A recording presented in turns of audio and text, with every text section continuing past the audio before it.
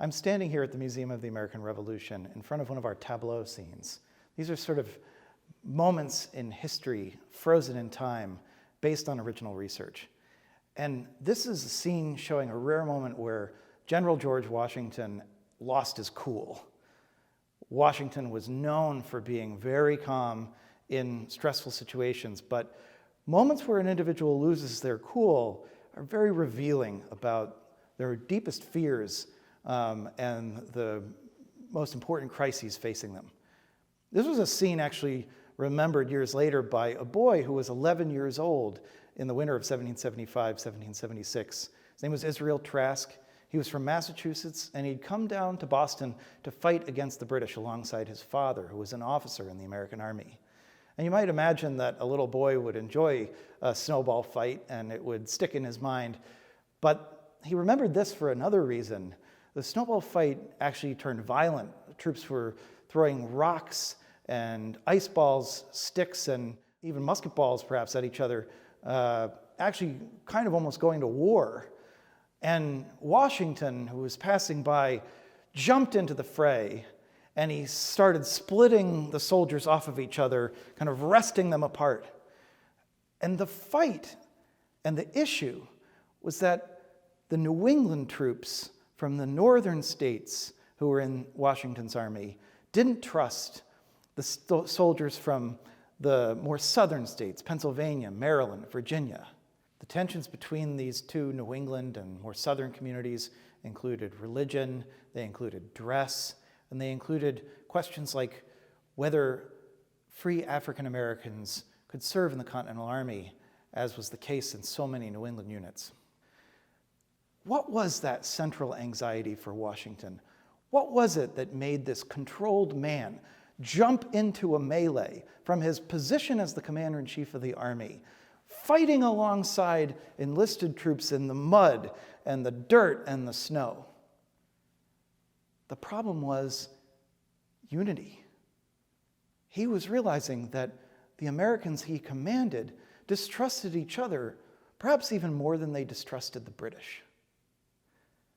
This was the problem of making and preserving the American nation at its most elemental.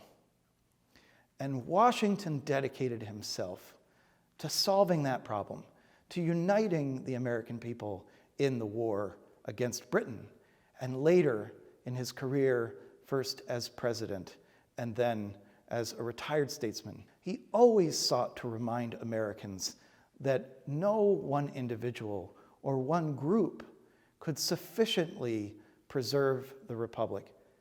Not him, not any faction or party, not any even saving remnant of the army at the darkest moments of the war.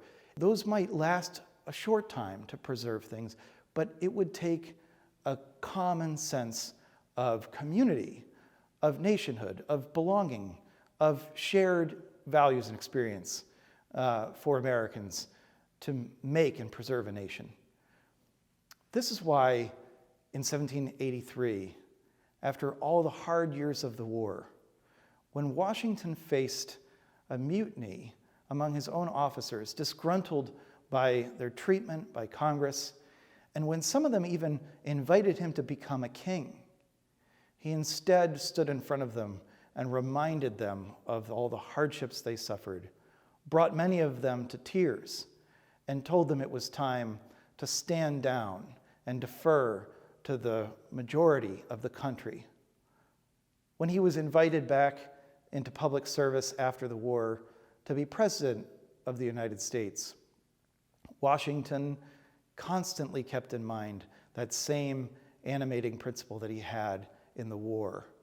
He instructed Americans in every opportunity he could that they should not turn against each other. At the end of his career, Washington ensured the establishment of the peaceful transfer of power in the United States. And he warned very pointedly in his farewell address to the nation against party factions that failed to put a consciousness of the nation, of that common belonging, above their own interests. Washington retired from public office as a demonstration that we need more than one person or one group to preserve ourselves as a nation. I think the final message of Washington's life is well captured in the quote above this scene from 1783, when he says, it is always necessary for our nation to survive, for us to see past all of our differences and become one United States.